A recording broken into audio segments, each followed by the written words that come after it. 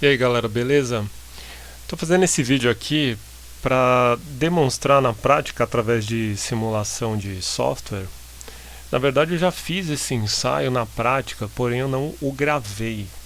Porém eu tirei minhas conclusões a partir de um ensaio prático, onde através de um osciloscópio de bancada eu obtive os gráficos e obtive as análises e a partir daí cheguei às minhas conclusões. Porém, como eu não tenho como reproduzir esse ensaio agora, de montar tudo e enfim, de realizar isso de novo, eu estou fazendo um ensaio através de uma simulação de um software de eletrônica chamado Multisim Blue. Pode ser baixado gratuitamente, é só pesquisar no site da National Instruments Multisim Blue. Eu estou com essa tela aqui desse cara aqui, um cientista, chama Stan Gilisco, acho, de Bilisco. Ele fala aqui nesse vídeo, eu vou colocar o link na descrição, ele fala aqui sobre os efeitos do ground loop, né? Que na verdade é uma deficiência de terra, né? Então aqui, por exemplo, ele fez aqui um circuito onde ele criou um barramento, né, de ground, onde o ground de cada equipamento aqui vem do barramento. Aqui não, ele criou só um barramento, né, do lado positivo, o lado negativo ele ligou, cada um ligou ele no terra individualmente, né? Então, ou seja, ele criou um loop de terra, né? Então o problema não é quando você tem um loop de terra, e sim quando você tem uma deficiência no loop, né? Então, nesse caso aqui ele explica que esse tipo de configuração não é tão interessante, justamente por causa que esse tipo de configuração proporciona mais perdas. Então estou aqui para explicar esse tipo de perda em cabos daisy chain para pedais de efeitos. Então eu tenho aqui esse cabo daisy chain, que é essa distribuição aqui de cabo, né, onde está todo mundo ligado em paralelo, mas a energia vinda da fonte que é conectada aqui passa por cada cabo desse. Então essa configuração em A representa esse tipo de cabo. Agora aqui a configuração em B representa essa configuração de cabo, essa distribuição, né? Ou seja, então a fonte entra aqui e a partir desse ponto sai cada cabo, sai cada positivo e negativo aqui. Então para simular isso daqui eu montei um circuitinho aqui, mas antes eu queria mostrar isso aqui que está na Wikipedia, o ground loop, né? Quem tiver interessado em obter informações técnicas, você tem todo aqui um descritivo muito bem detalhado dos efeitos que isso acontece. Tem aqui cálculos matemáticos para quem quiser fazer as contas e tudo mais. E aqui está uma representação, né? Que o que acontece é o seguinte: quando você tem um cabo que liga vários equipamentos, ou seja, quando você faz um barramento, né? Nesse caso aqui, ó, resistência de ground, né? Na verdade, isso aqui é uma resistência parasita, né? Ela se dá pela resistividade do cabo, por uma deficiência de conexão, enfim, aqui nesse nó, e ela existe. E isso acontece em tudo que é ligação elétrica, e independente da bitola do cabo, isso vai acontecer. Claro, a bitola maior vai ter menos, mas ela também acontece. E isso acontece nesse tipo de cabo, nesse tipo de cabo. Então aqui atrás eu tenho uma representação de um circuito equivalente a essa configuração de cabos aqui. Então eu tenho a fonte e tudo ligado em paralelo, né? Então em todos os circuitos eu vou usar resistor de 180, 90, 45 e 22 ohms. Então vou rodar aqui a simulação. Reparem, a tensão, né, no lado negativo, que é representado em azul, é zero em todos os pontos, em todos os circuitos, vamos chamar assim, cada trecho desse aqui é um circuito. E vindo aqui para o lado positivo, você tem os 9 volts, né, íntegros, 100 ohm, ou seja, a corrente não muda, né, porque a corrente em série é a mesma. Então tanto faz medir aqui como aqui, eu vou ter 100 mA. Porém aqui eu tenho 9 volts, que é o potencial, né, de ground, e aqui o positivo. Enfim, isso aqui é uma condição ideal para esse tipo de cabo aqui. Mas como as condições não são ideais, né, você tem a impureza do cobre, você tem a área de contato dos conectores, que o ponto de contato nos conectores não pega todo o conector, ou seja, você tem perdas ali, por mais que o conector seja limpo, você tem uma pequena oxidação, oleosidade da pele, que você toca ali, você cria um ponto de resistência ali, por mais baixo que seja, ele existe. E isso vai fazer a diferença quando tu estiver modulando. Então eu quero mostrar agora esse outro circuito que representa esse outro tipo de ligação. Repare que agora o positivo vem aqui em cima e o negativo aqui embaixo, e a partir desse ponto você puxa um fio para cada, vamos chamar assim, essa carga de pedal, como a gente está falando de cabo daisy chain voltado para pedais de efeitos. Então esse circuito aqui representa esse tipo de cabo aqui, esse tipo de cabo. Ou seja, cada cabo é ligado no nó aqui, então esse cabo é ligado nesse nó, esse outro nesse, esse outro nesse, enfim, assim com todos esses cabos aqui. Então agora vamos, considerando que esse cabo é ideal, assim como na outra ligação, a gente também não vai ter perda, porque o cabo é ideal. Aqui no simulador esse cabo é ideal, ele não tem perda. Então vou ter 0 volts, vou ter aqui a corrente, o valor dos resistores são os mesmos do ensaio anterior com o outro tipo de ligação. No lado positivo eu tenho 9 volts, que é a tensão da fonte, sem perda também. Então beleza, considerando que o cabo é ideal nas duas configurações, usar esse tipo de cabo e esse não tem diferença. Porém, na vida real é diferente, você tem perdas, você tem pureza do material, enfim, aquilo que eu falei no começo. Então agora eu vou abrir um outro circuito considerando a condição real. Então aqui esse resistor de 50 miliohms representa a perda do cabo e a perda dos conectores, como eu já falei da área de contato dos conectores, que não é área de contato grande, é um ponto do conector quando você põe ali o cabo daisy chain no pedal. Esse tipo de circuito é o mesmo que representa essa configuração de cabos. Eu acrescentei aqui esses resistores, esse valor aqui já é equivalente à perda no conector e no cabo. Então, como você tem cada conector, você tem vários conectores e vários pedaços aqui de cabo, né, e vários conectores, então cada um está sendo representado por um resistor aqui, tanto do lado positivo como do lado negativo. Então agora eu vou ligar aqui a simulação e é aí o problema que eu falei do ground loop. Então, quanto maior a corrente que circular aqui, mais perdas você vai ter. Então aqui, ó, a tensão elevou, onde devia ser 0, ela elevou 121 milivolts, né?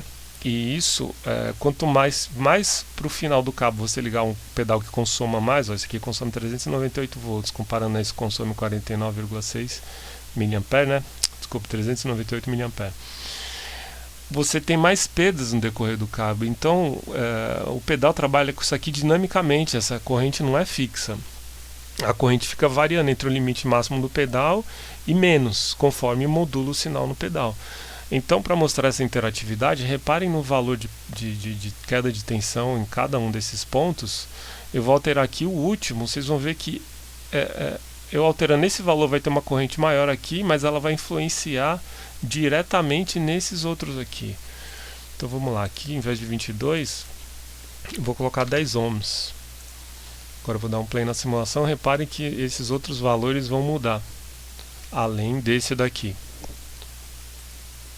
Olha lá, mudou bastante, entendeu? A corrente que cada nó aqui consome não muda muito, porém a elevação de tensão no potencial negativo, ela aumenta, e isso causa ruído. Olha só, colocando aqui você também não tem 9 volts. Aqui também não. Muito menos aqui. Então, é isso que eu quero dizer. Vamos lá. Se eu ligasse essa carga que consome mais aqui no começo, eu teria menos perdas para o lado de cá. Então eu vou colocar aqui 10 ohms aqui e 180 aqui. Então agora eu vou dar um start. Então vamos lá, vamos manter aqui. Aqui ficou 93,4 milivolts e aqui 61. Então a interação agora vai ser menor, ó. De 10 ohms eu vou pôr 20. Reparem que isso aqui não vai variar tanto quanto se fosse na situação contrária. Para ver de novo a outra situação, volta o vídeo aí que você vê. Agora eu vou dar um play aqui, repare, ó. Mudou bastante. Enfim, essa condição aqui, que é essa topologia aqui, ela vai proporcionar uma interação entre cada ramo aqui, cada circuito que está aqui. Você mudando qualquer um desses parâmetros, você altera todos. Ó, esse daqui, por exemplo, eu vou mudar aqui para, sei lá, 36. Repare quando der play, todos os outros valores vão se alterar. Então legal, essa condição aí representa esse tipo de cabo aqui. Agora eu vou vou carregar o circuito equivalente a essa distribuição de pedais aqui. Reparem que a ligação aqui em cima vai ser diferente. Ó, porém o circuito é o mesmo. Então vou lá, vou dar play de novo. Você tem aqui as quedas. Não sei se vocês repararam já, comparando ao valor anterior, elas são menores e os valores aqui dos resistores são os mesmos do ensaio anterior, com exceção disso aqui. Vou colocar aqui 45 aqui e aqui 22, beleza. Ó, o fato é o seguinte, eu vou alterar esse daqui e reparem que os demais não alteram. A queda de tensão aqui se mantém de acordo com essa configuração aqui, a esse consumo.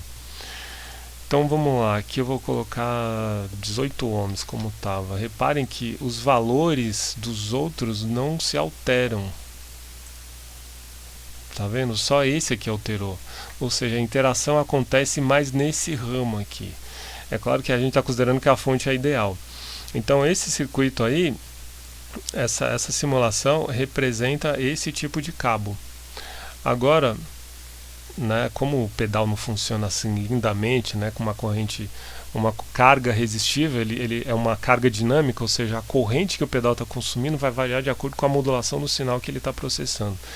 Então, para simular essa condição real, eu criei esse outro circuito aqui, onde eu coloco cargas, e aqui é um gerador de sinais, onde eu ligo a esse transistor aqui. E não está carregando aqui o osciloscópio. Esse gerador de funções, vamos dizer assim, ele está modulando a base desse transistor, que vai variar a corrente que vai circular aqui nesse ramo. Porém, a corrente máxima aqui vai ser determinada por esse resistor aqui, assim como nos outros ensaios. Então o que eu quero mostrar é o seguinte: eu coloquei essas chaves aqui para considerar uma condição ideal, ou seja, onde o cabo fosse ideal e não haveriam perdas. Então vamos rodar a simulação. Deixa eu só zerar aqui os dados da instrumentação e vou rodar, considerando as perdas aqui no cabo. Então beleza, então tá aqui, ó, conforme a modulação do sinal, a gente tem, conforme a modulação dos pedais aqui, a gente tem variações no ground. Eu estou medindo o ground aqui, ó. Isso aqui seria o trilho de ground, não teria que ter perdas aqui, mas acontece que essas perdas acontecem conforme a corrente é maior aqui, ou seja, conforme varia essas correntes, você tem essas variações, e isso resulta nesse ruído. Isso aqui é um ruído no terra. Numa condição dela não deveria ter. Então eu vou colocar aqui todo mundo em curto, né? Ou seja, aqui eu estou considerando que esse terra é ideal, não tem um perda agora, porque o resistor eu tirei da jogada. Esse resistor representa as perdas nos conectores e no cabo. Vou abrir aqui o osciloscópio virtual, vou dar um play de novo. Repare que o sinal agora ficou reto. Vou dar um stop. Deixa eu ver se eu tenho a memória aqui do anterior. Tenho, ó. Então aqui foi onde eu pausei a simulação, e aqui foi quando eu dei um curto aqui nos resistores, o sinal, ou seja, eu não tenho essa interação, ou seja, não teria ruído. Mas como em condições reais isso não acontece, porque eu tenho perdas, então o sinal vai apresentar esse ruído aí. Entendeu?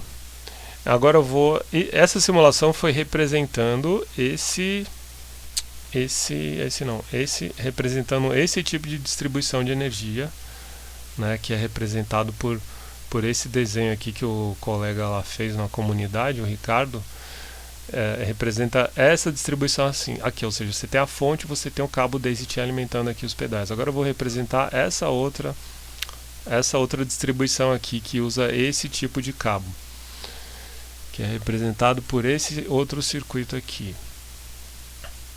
né? A mesma coisa, ó, a ligação vem por aqui e a partir daqui saem os circuitos, né? E aqui o mesmo circuito, cada conjunto desse aqui representa um pedal modulando. Aqui eu tenho um gerador de frequência que está aqui configurado, cada um para uma frequência.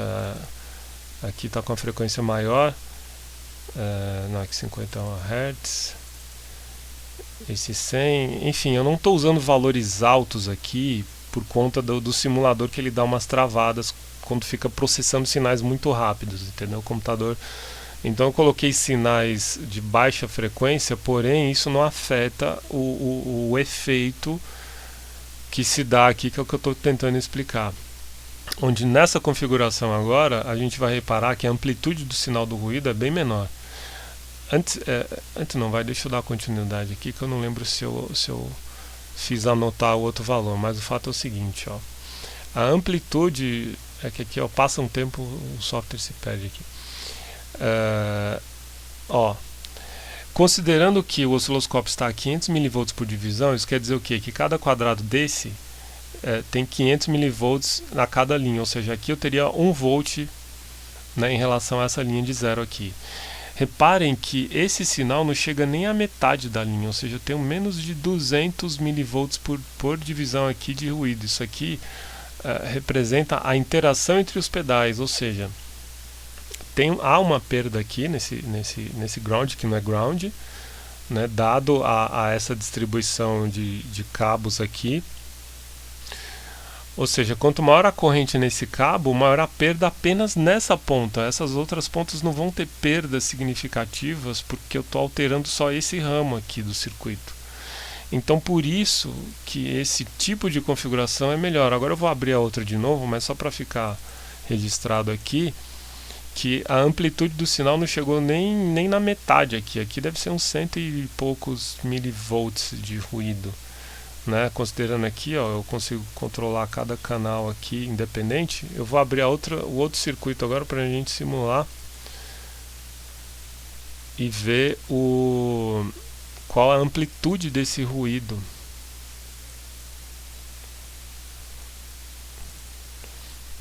Vamos lá, de novo, aqui é aquela outra topologia que representa esse tipo de cabo DAISY-Chain aqui. Vou dar play aqui na simulação e vou dar uma pausa. Vamos lá. Tá aqui, ó, 500 mV por divisão, né? Todos os canais estão a essa configuração. Repare que aqui, ó, ele passou de 500 mV. Passou de 500 mV. Por quê? Como eu demonstrei no circuito mais simples, que cada alteração nessa corrente vai interagir com os outros pedais aqui. E como aqui a carga é dinâmica, a gente vê isso graficamente, né? Onde cada cor aqui representa um canal do osciloscópio que está ligado no ramo do circuito equivalente.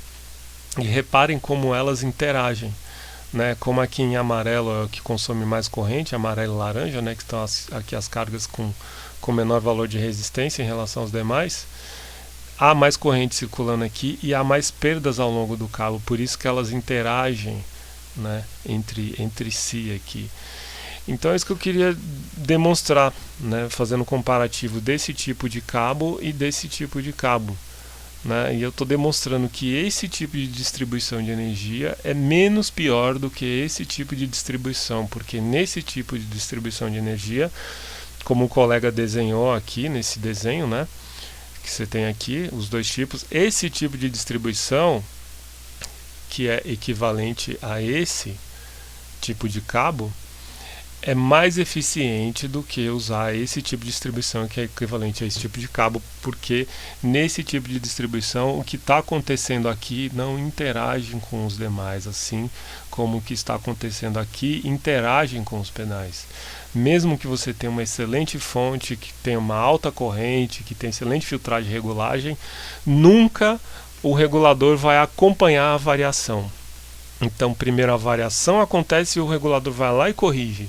Enquanto isso não acontece, você tem esse tipo de deficiência de sinal.